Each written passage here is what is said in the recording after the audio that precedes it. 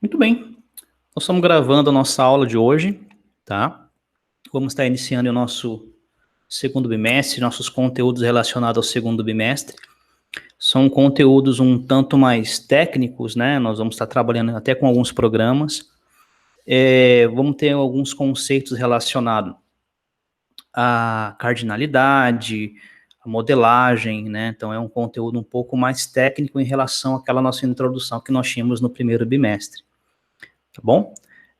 Sejam todos bem-vindos, né? Esse material, ele vai estar disponível no ambiente para que vocês possam ter o acesso, tá? Mas o interessante é que a gente possa estar trocando essas informações ao vivo, né? Para que a gente possa estar tirando as dúvidas, estar fazendo algum tipo de exercício para poder fixar legal essa questão do conteúdo, ok? Mas vamos lá então, vamos começar a falar um pouquinho sobre os nossos conteúdos em especial. Muito bem. Nós temos aqui, então, o início do nosso segundo bimestre com a disciplina Banco de Dados, aplicado para jogos, e o conteúdo em si é modelagem e construção de uma base de dados, tá? Quando se monta um sistema de banco de dados, nós temos que entender que é necessário criar, né, desenvolver uma estruturação para que esse banco de dados funcione adequadamente, né? O que seria essa estruturação? Quais são os dados que serão cadastrados, né? Quais são as pessoas que terão acesso a esses dados, né? Os limites de dados que serão inseridos, né? Quais as características desses dados, se eles são textuais, se eles são numéricos, se eles são mark-x. E quando você faz um preenchimento de um banco de dados, de um formulário, por exemplo, no Google Forms, nós estamos acostumados a usar o Google Forms para fazer as questões das nossas disciplinas, né? Tem questões que você marca X, tem questões que você responde, né? Tem colegas entrando, dissertando a questão, falando sobre ela, né? Tem questão que você tem que subir alguma imagem, alguma figura. Então, essas questões são determinadas, né, antecipadamente em um banco de dados para que essas informações sejam recebidas adequadamente. Até porque elas precisam ser filtradas, né, analisadas e ser acessadas sempre que necessário. Ok? Deixa eu ver quem entrou agora aqui. Júlia. Bom dia, Júlia. Lavine também já entrou. Bom dia, Lavine. Legal. Vamos continuar.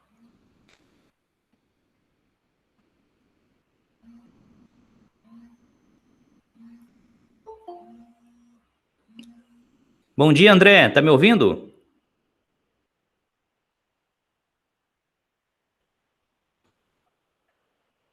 Legal, os colegas estão chegando.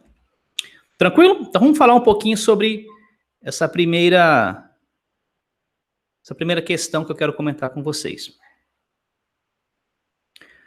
Eu vou fazer uma breve leitura, né, sobre o slide, comentar um pouquinho sobre ele. Nós podemos até fazer uma experiência, né, se cada um quiser, também pode estar lendo junto comigo, ou posso passar para alguém ler também. É legal fazer essa troca aí, tá? Vamos ver se é possível fazer.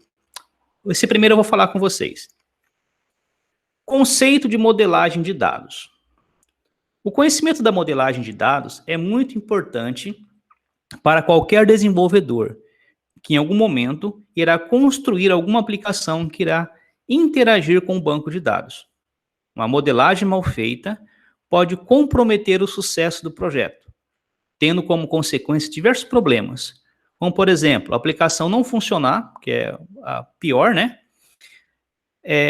Adequadamente, os dados não confiáveis devido à falta de integridade e baixo desempenho, etc.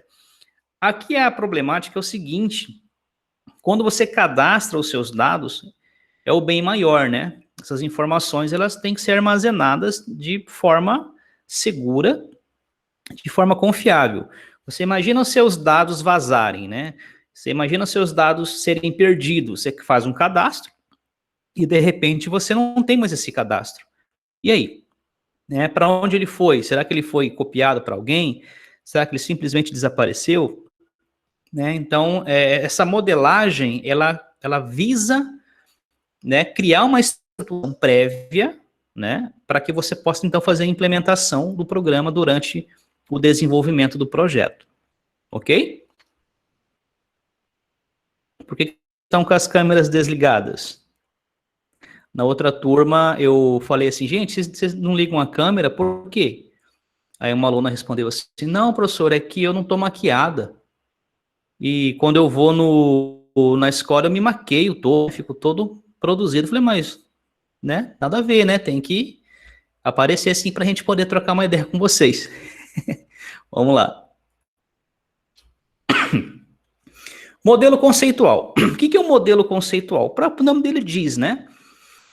É uma descrição mais abstrata da realidade, onde os fatos do mundo real são descritos de uma forma mais natural, bem como suas propriedades e relacionamento. Esse modelo é utilizado para entendimento, transmissão, validação de conceitos e mapeamento do ambiente, possibilitando um melhor diálogo entre desenvolvedor e usuário. Aqui, gente, o modelo conceitual é a ideia inicial, né? Nós podemos geralmente ter essa experiência quando você vai criar um banco de dados e você vai conversar com o cliente, né? O cliente ele não tem normas técnicas, ele não conhece o processo. Então ele começa simplesmente a dialogar, fala, eu preciso, aqui eu tenho um organograma que mostra, por exemplo, que ele tem um cinema e esse cinema ele exibe filmes, né? Então temos duas entidades ali, falaremos muito sobre essa questão de entidade, um termo novo, um elemento novo que nós vamos estar falando muito dentro dessa área, tá? E eu quero fazer com que essas referências se comuniquem. Então o programador, né, ele já consegue desenhar, geralmente ele faz no papel mesmo, faz o desenho no papel, e começa a nascer essa ideia, né? Então ele fala, bom, em cinema, dentro de cinema, eu vou poder colocar o nome do cinema, né? Eu tenho que colocar talvez ali o filme do cinema vai promover, né? Quais são os horários que vai funcionar esse cinema. Então você vê que vai crescendo essa questão, né, dos critérios a serem inseridos. O filme também, né? Esse filme ele vai começar em que horário? Esse filme, quais são os filmes que irão passar? Né? Esses filmes terão quais durações? Quais são as categorias de filmes? Então você começa a perceber que dentro dessas entidades vão ocorrendo situações maiores, e o programador tem que estar atento a isso. O grande problema do programador é ele conseguir criar uma solução que vai suprir todas as necessidades daquele cliente, né? Vocês são todos novinhos, mas no ano de 2000 teve o bug do milênio, né? O bug do milênio, o que era? Toda a arquitetura computacional que foi desenvolvida, ela foi desenvolvida apenas com 2 dígitos. Então era muito comum há algum tempo atrás, até as datas que você colocava, você escrevia assim, 5/3/94. Né? Então aquele último 94 era referente a 1994, ok? E aí o que ocorreu? Alguns programadores da época programaram essas datas para sistemas apenas com 2 dígitos, né? Apenas com 2 referências numéricas, 9 e 9. Né? Porque 9? 9 é o maior número unitário existente. Então, onde cabe 9, cabe qualquer outro número unitário, né? De 0 a 9. Beleza. O que aconteceu? No bug do milênio, quando nós estávamos em 1999 e nós pulamos para 2000, o que ocorreu? O contador de vários programas zerou. Né? Porque não tem como eu montar um outro número depois de 99 que seja maior, com apenas 2 algarismos, né? Tem 100, mas 100 já são 3 algarismos. Então, a programação falhou. O que aconteceu com isso? Você imagina o controle de estoque de vários produtos da informação que aquele produto está vencido. Porque tá 00, 00 é lá em 1900. Ele entendeu que voltou a 1900. Né? E não foi para 2000, porque também se terminam com 2 dígitos zeros. Então, isso foi o chamado bug do milênio. Muitas empresas já estavam prevendo o processo, né? 5, 6 anos atrás, começaram já a fazer a reimplementação do sistema.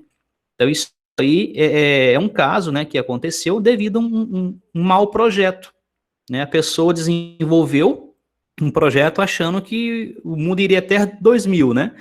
E aí, a partir de 2000, não teria nada.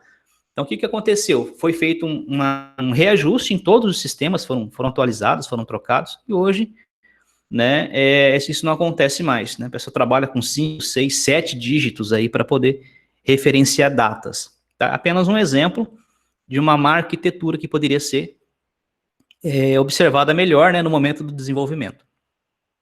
Então, aqui nós temos o modelo conceitual, né? Uma prévia muito básica do que o sistema seria desenvolvido, tá bom? Depois do modelo conceitual, nós já temos o modelo lógico. Aqui já tem uma estruturação um pouco mais elaborada. Alguém gostaria de ler? Sim? Não? Posso continuar? Muito bem. O modelo lógico é iniciado somente a partir da estruturação do modelo conceitual. Então, aqui já fica uma afirmação, né? Eu não começo a partir do modelo lógico, eu começo a partir do modelo conceitual, tá bom? Nessa etapa é que será levada em consideração qual abordagem será utilizada referente ao banco de dados. Assim, o modelo lógico é diretamente dependente da abordagem que determinará o sistema de banco de dados que será utilizado. Nesse momento, é definido a estrutura de registro do banco de dados, número de campos e seus respectivos tamanhos, conforme a necessidade. Então, aqui nós já observamos que nós temos, perdão, dois elementos novos, né? Na janela anterior, nós tínhamos o que nós chamamos de entidade. Entidade é simplesmente a intitulação daquela janela, né? Daquela tabela, melhor dizendo. Agora, dentro da tabela, nós temos o que nós chamamos de atributos, né? Então, aqui nós temos, por exemplo, nós temos a janela cinema, né, que dentro de um sistema nós chamamos de tabela.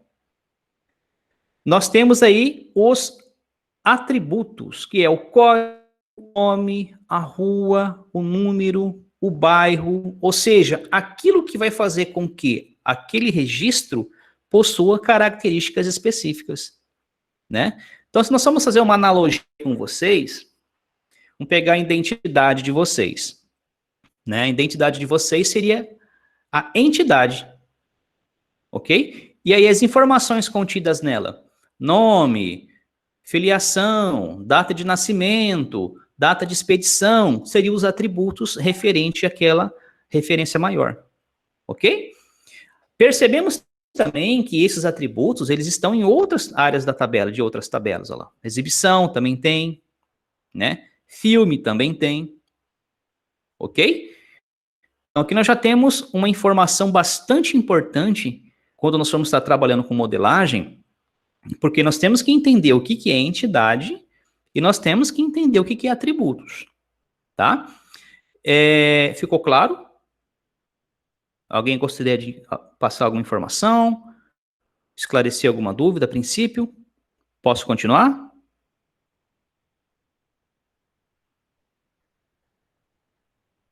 Ok? Vamos lá.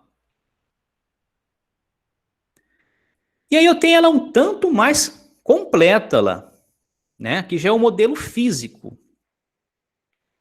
O modelo físico é construído com base em um modelo lógico definido como intuito ser aplicado a um sistema de gerenciamento de banco de dados, esse SGBD, tá? Nesse momento entram as questões relacionadas ao tipo e tamanho dos campos, relacionamento, indexação, restrições, etc.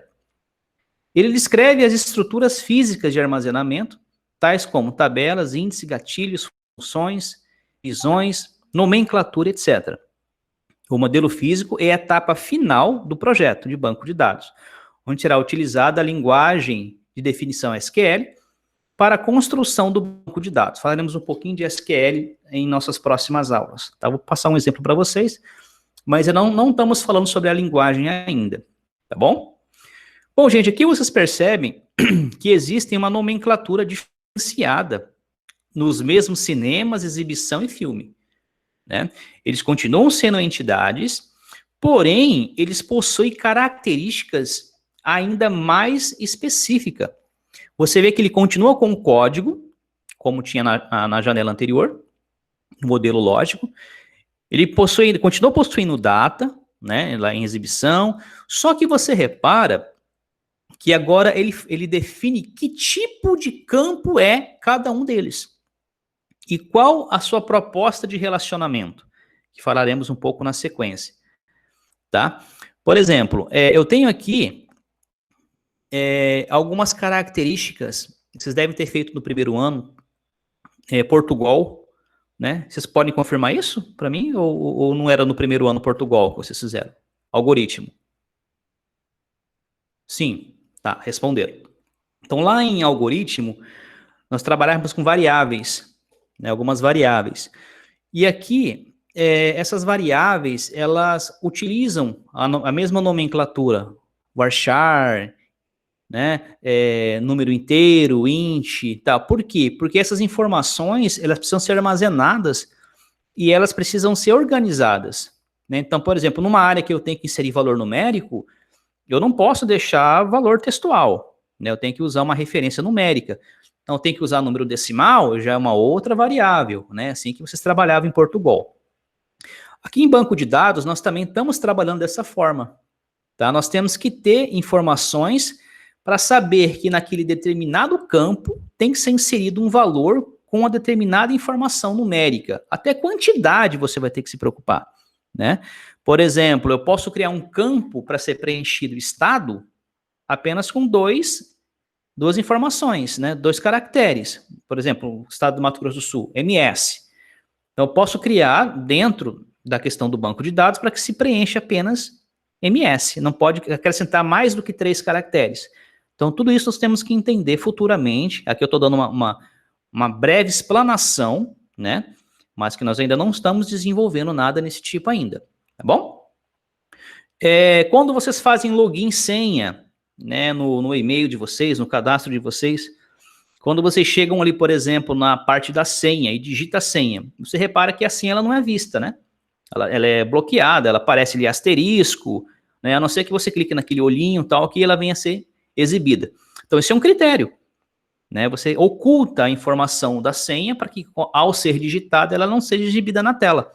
Então, tudo isso são características de configuração de banco de dados, de páginas da web, né? E nós utilizamos aqui também, ok?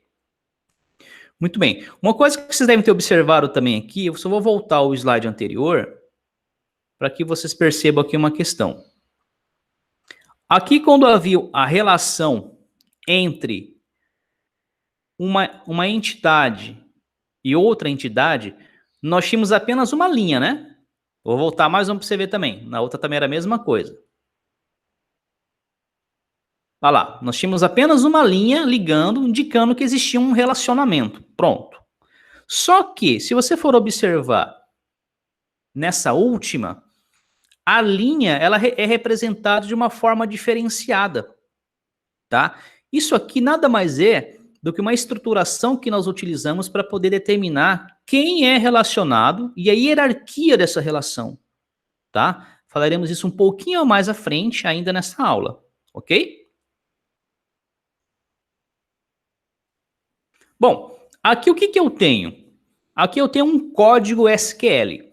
Isso que você viu na apresentação anterior, toda essa determinação aqui, ela pode ser gerada, a grande maioria dos programadores utilizam um código SQL, né, para que você consiga montar essa estruturação. Então, aquela estruturação que você viu anteriormente no slide que foi passado, é essa estruturação aqui, né? Então, você vai criar toda a programação relacionada ao banco de dados em uma linguagem, tá? Tudo bem que existem programas, né, hoje, atualmente, que fazem isso aí. Você cria ele no modo gráfico e ele faz a conversão para o código SQL, tá? Mas todos utilizam praticamente o código SQL, de Access, né, de programas mais antigos, programas mais pesados, tá? Utilizam bastante essa nomenclatura aqui, ok? A princípio, não se preocupe, né? Nós não estamos trabalhando ainda com SQL. Vou fazer uma leitura rápida aqui. Normalmente, as ferramentas de modelagem têm funções para a criação de scripts, que são responsáveis pela implementação de projeto físico em diversos sistemas de gerenciamento de banco de dados.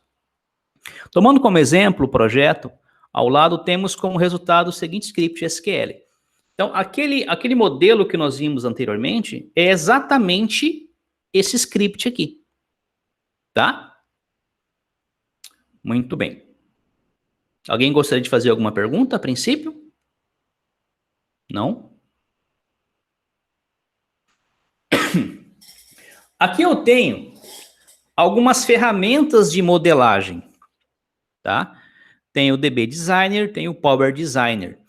São ferramentas que você baixa, né? Você instala no computador e você pode fazer a diagramação delas, né? Na realidade, qualquer software de edição gráfica, você consegue fazer a diagramação. Vou fazer uma rápida com vocês aqui, utilizando o Paint, né? Programinha de edição de imagens que a gente tem no Windows, né? Mas nós podemos usar o PowerPoint, nós podemos usar outros vários online, né? Nós vamos ter experiência de trabalhar com algum deles. Por que é interessante usar um software desse e não usar o Paint, por exemplo, que é mais simples, ou o próprio PowerPoint?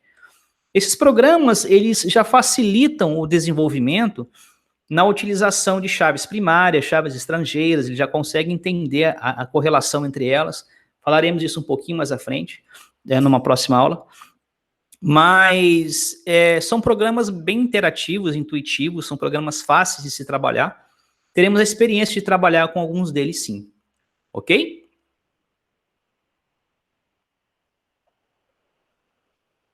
Muito bem. Aqui eu tenho o estudo de cardinalidades, tá? O que é a cardinalidade? A cardinalidade, ela retrata o nível de relação que você tem com um determinado elemento, tá? Por exemplo, quando falamos de relação, nós podemos colocá-la em qualquer âmbito, né? Que nós conhecemos. Por exemplo, você tem relação com seus familiares, você tem relação com seus colegas de sala, você tem relação, enfim, com seus professores, né, com seus amigos, tá? Então, a questão da relação, ela precisa ser definida sempre numa cardinalidade baixa e numa cardinalidade alta, né? Então, por exemplo, eu posso perguntar para você assim, o quanto você gosta de alguém? Né? No mínimo, quanto? Você conseguiria definir. E no máximo, quanto você gosta de alguém? Também consegue fazer uma noção em relação a isso. Então, nós temos aqui duas notações que são utilizadas para isso. Você lembra naquele slide, eu vou até voltar um pouquinho para que vocês relembrem que eu falei que existia uma coisinha nova aqui entre elas, né? Então, aqui é uma notação, é até engraçado o nome dela, notação pé de galinha. Né? Essa é a notação de James Martin. Tá? Ele utiliza essa notação para poder referenciar a cardinalidade mínima e a cardinalidade máxima em relação a duas entidades. Tá? Porém, nós usamos com muito mais frequência a notação de Peter Shane, tá? Que é a notação que nós colocamos em parênteses o valor mínimo e o valor máximo, seguindo essa referência aqui, essa tabelinha, né? Então, quando nós temos, por exemplo, assim, no mínimo 1, no máximo 1, você consegue determinar dessa forma, né? No mínimo 1, no máximo vários, você consegue determinar dessa forma, ok? Pode estar vazio, ou seja, não tem relação nenhuma, ou no máximo 1, tá? Pode estar vazio e no máximo vários, sempre muitos, NN. O senhor falou, mas eu não consegui entender como que isso vai me propiciar, como que isso vai funcionar dentro de uma atividade, dentro de uma programação, como que funciona isso, né? Eu vou fazer um exemplo com vocês agora, na prática, né? Depois eu vou ler aqui alguns modelos que eu já tenho preparado para vocês também poderem analisar. Porque realmente isso aqui, solto, ele fica vago. Falei, professor, não entendi. Como assim, né? Mínimo, máximo, relação a quê? Não entendi. Então eu vou fazer o seguinte, eu vou abrir um quadro branco aqui agora, para que nós possamos criar um exemplo de relação, ok? Vamos lá. Eu vou criar aqui duas referenciazinhas para que nós possamos estudar. Vou criar uma de uma cor, uma de outra, até para poder facilitar para a gente. Então aqui, eu vou simular a criação de uma entidade, ok? Vamos colocar o nome dessa entidade aqui de mãe.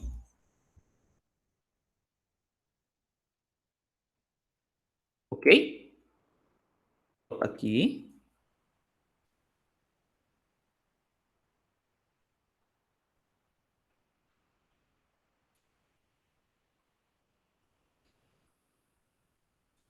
Tá lá. Entidade.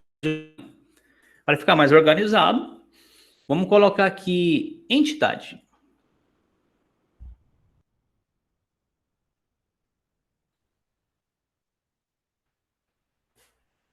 Vou colocar uma outra cor aqui e vamos dar uma diminuída nessa letra aqui.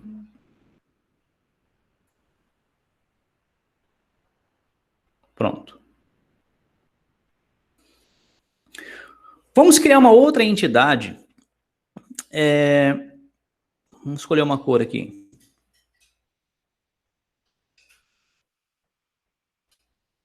Fala uma cor aí, André.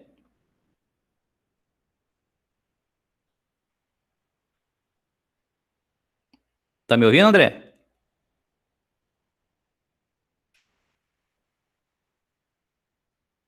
Tá sem microfone? Lavine, fala uma cor aí.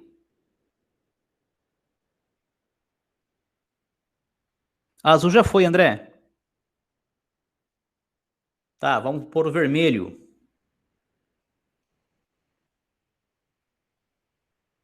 Tá. E nessa outra eu vou colocar filho.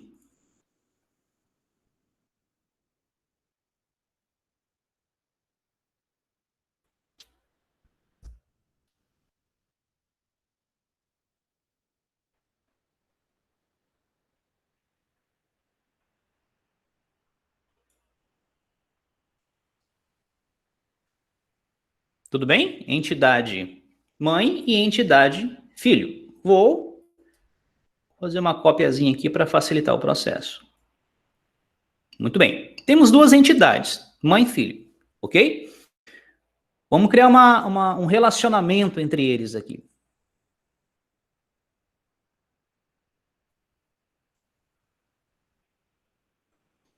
Júlia, fala uma cor aí.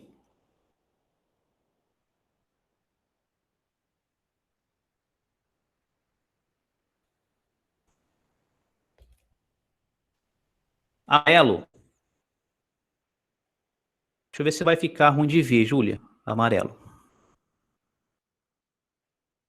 Deu para ver, né? Legal. Então nós temos aqui uma relação entre mãe e filho.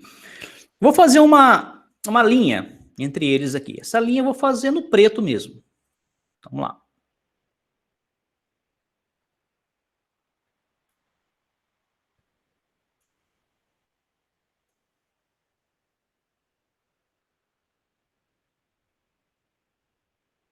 Então aqui eu tenho muito parecido com aquele meu primeiro exemplo que eu tinha mostrado para vocês no primeiro elemento, né? De criação dessa arquitetura. Bom, eu vou criar agora a relação entre mãe e filho. Porque nós podemos entender aqui, gente, que nós temos duas relações. Vocês concordam comigo? Que são duas relações? Por que são duas relações? É a relação da mãe com o filho e a relação do filho com a mãe. São relações diferentes, né? São relacionamentos diferentes, né? Os dois pensam exatamente iguais. O que vocês acham? Não, né? Então, cada um tem uma visão diferente de relacionamento entre eles. Então, vamos lá. Eu vou usar o verde, vou criar a primeira relação aqui em relação a mãe e filho. Então, vou linhazinha aqui. Vou criar uma linhazinha aqui.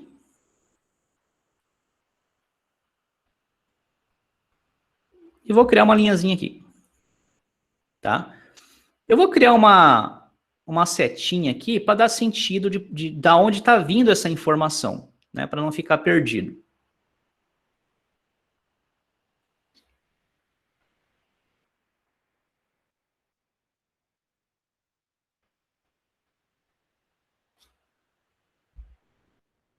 Tá lá. Então, nós temos a relação de mãe com filho. Utilizando a da... Deixa eu só confirmar aqui. Só um minutinho. Ok. De Peter Shen, olha o que eu vou fazer. Eu vou abrir aqui o editorzinho de texto e vou fazer assim.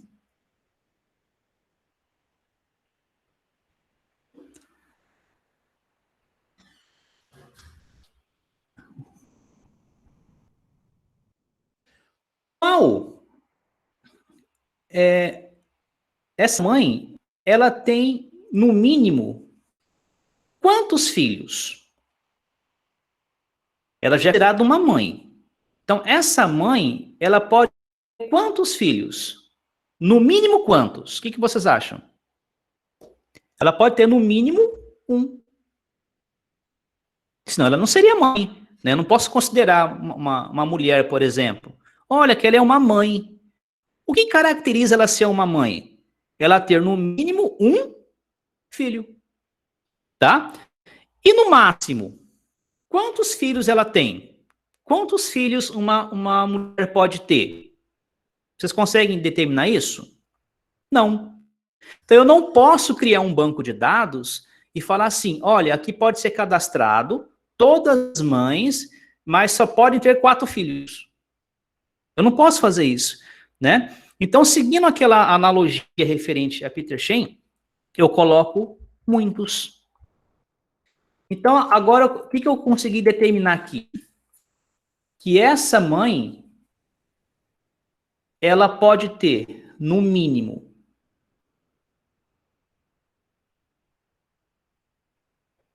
um filho e, no máximo, muitos. Ok? Agora eu vou fazer relação de uma outra cor para ficar mais fácil. Vou fazer aqui azul clarinho. Vou aqui para nós.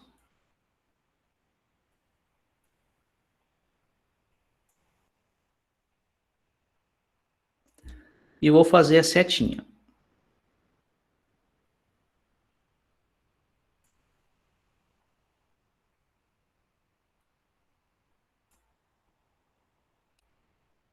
Que seta difícil de fazer. Vamos lá.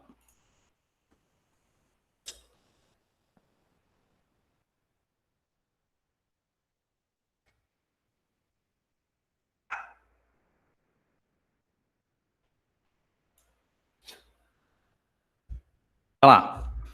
Muito bem. E agora, gente? A relação agora é de filho com mãe. Né? Eu tenho que analisar a cardinalidade mínima e a cardinalidade máxima em relação a esse relacionamento. Né?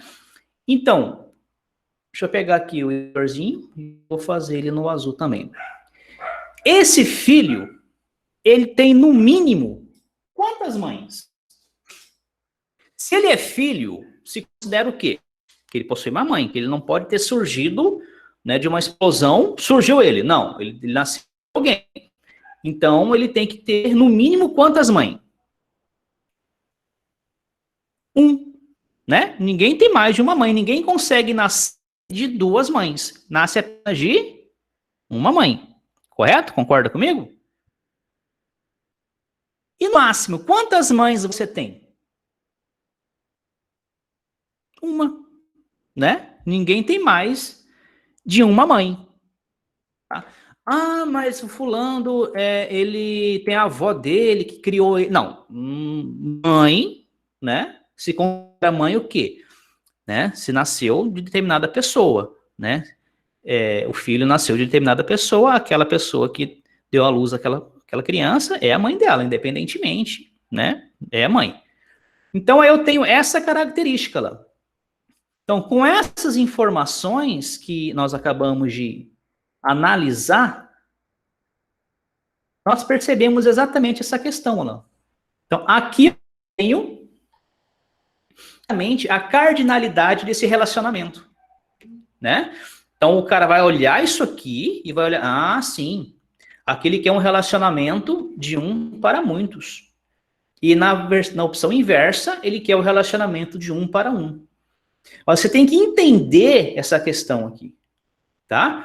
Então, o que eu vou fazer agora com vocês? Eu vou abrir uma outra atividade que eu tenho, né, para que nós possamos estar analisando essa questão. Perdão. Então, olha só aqui, exatamente utilizando essa referência que nós fizemos lá. Tá? Então, com base na informação que nós já tivemos adquirido nesse exercício, nós vamos estar trabalhando com outros. Ó, Peter Schenck, né? Exatamente analisando primeiro cardinalidade mínima e cardinalidade máxima, né? Esse material, voltando a confirmar, ele vai estar no ambiente para que vocês possam estar abrindo e visualizando, né? É uma ótima referência, bem ilustrado, né? Tá bem fácil de entender que o primeiro é o mínimo, depois é o máximo, tá bem coloridinho. Vamos lá. Vamos ver uma situação aqui. Cardinalidade mínima e máxima. Uma propriedade importante dos relacionamentos é a especificação de quantas ocorrências de uma entidade pode estar associada a uma determinada ocorrência de outra entidade. É o que nós afirmamos naquela visão anterior. Vou abrir aqui só para você poder relembrar. Né? A entidade mãe e entidade filho. Né? Quantas vezes é necessário? Qual é o grau de cardinalidade disso? Bom, aqui vou dar um exemplo para vocês. Vamos colocar aqui mais duas entidades, professor e armário. Nós temos aqui um professor e um armário, provavelmente na escola, né? Vamos ver qual que é o relacionamento entre eles. Usa. Então, professor usa armário. Vamos continuar com as referências. Aí eu tenho a relação inicial, eu vou fazer primeiro com vocês, de professor com armário. Aí eu faço uma pergunta, né? A perguntinha básica. Um professor usa quantos armários por vez? No mínimo, se ele usa, já é afirmação, essa é uma interpretação muito importante, né? É uma interpretação de texto. Se está afirmando, um professor usa, se ele usa, é fato, então nunca vai ser zero, né? Se ele usa, não tem como usar zero. Então lá, um professor usa quantos armários por vez? No mínimo, 1 e no máximo, 1. Eu tenho lá a minha referência lá. Tá? Professor, por que no máximo também é 1, não é muitos? Porque ele só tem um armário. Né? Ele só vai usar aquele armário dele. Se tiver um outro armário, provavelmente é de outra pessoa ou de outro professor. Ok? Agora vamos fazer a pergunta inversa.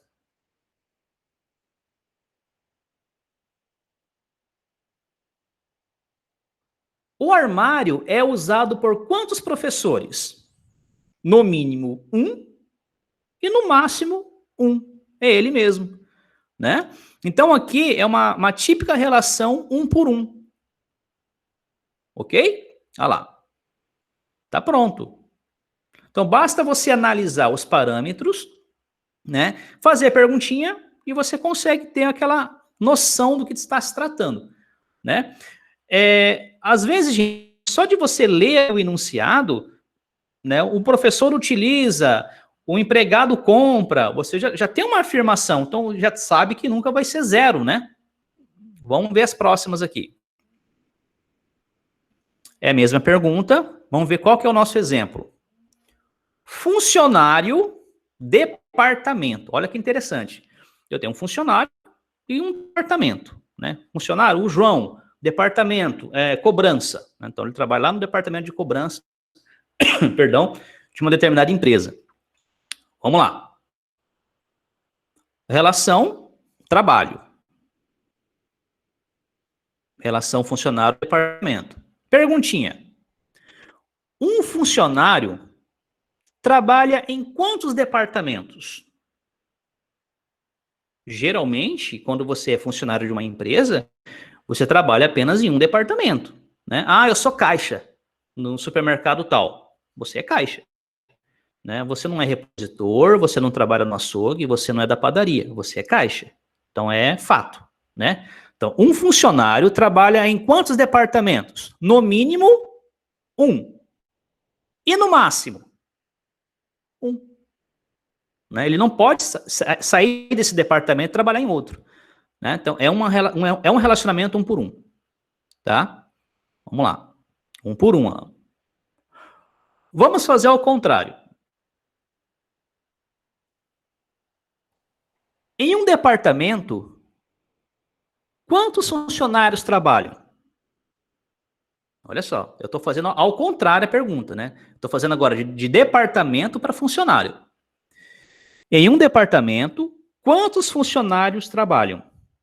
No mínimo um, né? Não pode haver um departamento que não tenha ninguém trabalhando. E no máximo?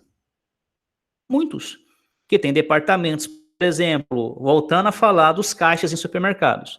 Existem supermercados que só não chega a ser supermercados, né? Uma venda, né? Só tem um funcionário e só. Agora imagina o Atacadão, né? Em outros mercados aí que nós temos na região. Né? Eles têm vários caixas. Então trabalha no mínimo um e no máximo muitos. Então você não define a quantidade no muitos, né? É variável, porque você pode criar um banco de dados para uma empresa que tenha 2 funcionários ou para uma empresa que tenha 1 milhão de funcionários, né? Um Walmart da vida, qual que é aquela que tem a Estátua da Liberdade? Alguém lembra? Não recordo também, tá? Então, olha só. Aqui eu tenho, então, já na volta, a van, né? Nós temos aqui, ó, 1,N. Então, de departamento para funcionário, no mínimo um funcionário e no máximo muitos funcionários. Né? Então, nós temos aí duas relações interessantes. Vamos dar uma olhada num outro exemplo aqui. Cliente, pacote de viagem. Eu tenho um cliente, é uma entidade, e pacote de viagem é outra entidade. Vamos estudar a correlação entre esses dois. Né? Eu tenho aqui a relação, e aí nós vamos fazer as perguntinhas. Vamos lá. Um cliente pode comprar quantos pacotes de viagem? Olha só que interessante. Um cliente, ele pode comprar quantos pacotes de viagem? Então aqui, olha, é interessante que a pergunta já está afirmando que ele pode comprar. Né? Então aqui não será zero. Né? Não será zero. Inicialmente. Eu só tenho que entender se ele pode comprar uma ou um monte. Né? Então vamos ver lá. No mínimo, ele pode comprar uma. Né? Se está afirmando, um cliente pode comprar, no mínimo, uma. E no máximo? Em várias. Né? Então, se eu tenho dinheiro, eu tenho a possibilidade de comprar várias. Ou eu, na vida, sempre poderei comprar apenas um pacote de viagem durante a minha vida inteira? Não, posso comprar no mínimo uma, ou posso comprar no máximo uma variação de pacotes de viagem. Tem gente que viaja todo ano aí, né? Então a relação aqui vai ser o quê? Um para muitos. Ok? Fazendo a pergunta de ordem inversa.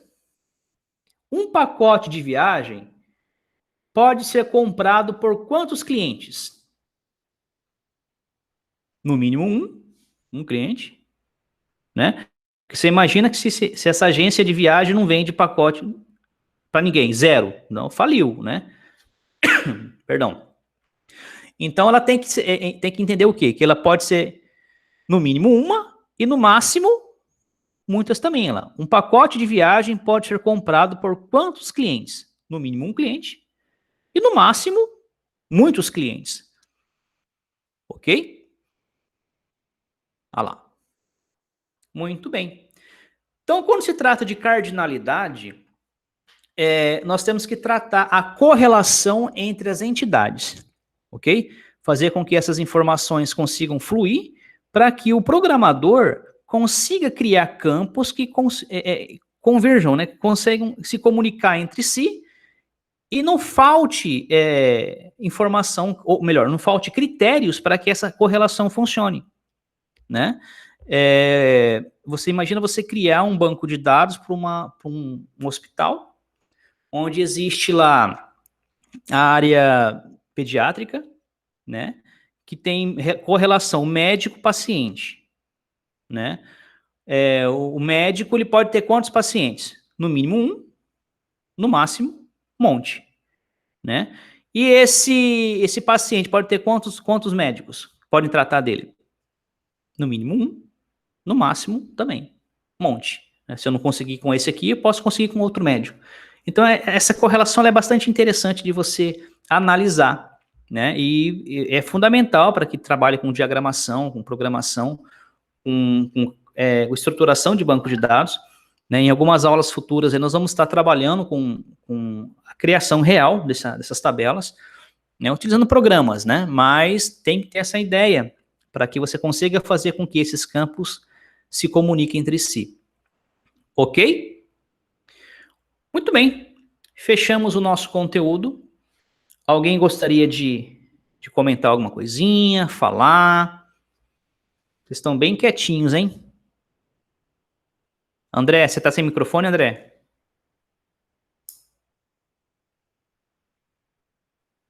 É? Muito bem. Alguma pergunta, gente? Vocês gostariam de perguntar mais algum detalhe? Alguma dúvida? É uma matéria nova, né? É uma matéria técnica, né? Saiu daquela questão mais teórica, né? Então já tem uma aplicação um pouco mais prática. Tá? É uma pena que nem todos estão para poder perguntar, né? Tudo bem que esse vídeo ele vai ficar gravado, mas é diferente de um aluno chegar e falar, professor, o senhor consegue voltar lá para mim naquele slide e falar aquela do filho lá que ficou confuso quando eu voltou, assim, eu não entendi. Eu consigo fazer isso, né? E depois de gravado fica um pouco mais complicado, né? Te troca a informação, consegue dar suporte, porém não é ao vivo ali, né? Não consigo tá passando do jeito que está sendo passado aqui. Mas, enfim, vai estar gravado, né? Você pode voltar, tá assistindo essa informação novamente, sem problema algum. Esse material vai estar em formato de PDF no Google Sala de Aula, para que vocês possam ter acesso, juntamente aí com a nossa atividadezinha referente, tá? Vai ter atividade tratando disso aqui nos nossos exercícios, tá? Então, é interessante que quando vocês forem estar fazendo a atividade, utiliza aquela tabelinha, né? Para que você consiga entender quem que está voltando, quem que está... a quantidade de acessos, né, de relação que está acontecendo. Se é muito, se não é muito, tá? Para que você não responda errado. Acho que tem umas 3 ou 4 questões que falam sobre essa referência, tá bom? Então, fica a dica. Antes de você fazer a atividade, você dá um print, você anota a tabelinha para que você consiga desenvolver bem facilmente, até que você consiga gravar o processo, que é uma linguagem, né? Tudo que é novidade, até a cabeça da gente entender que aquilo ali funciona dessa forma é um tanto mais complicado, mas não impossível. Ok? Nenhuma outra pergunta? Não? Muito bem. Então, eu gostaria de agradecer a vocês, tá, pela participação, o comprometimento com o nosso conteúdo, né? Isso só prova aí a competência de vocês, né? E qualquer dúvida que vocês tenham, podem estar entrando em contato com a gente sem problema, tá? A gente esclarece, faz vídeo, cria algum slidezinho para poder esclarecer, ok? Podemos finalizar então? Eu não sei se vocês têm aula ainda hoje com algum outro professor. Não?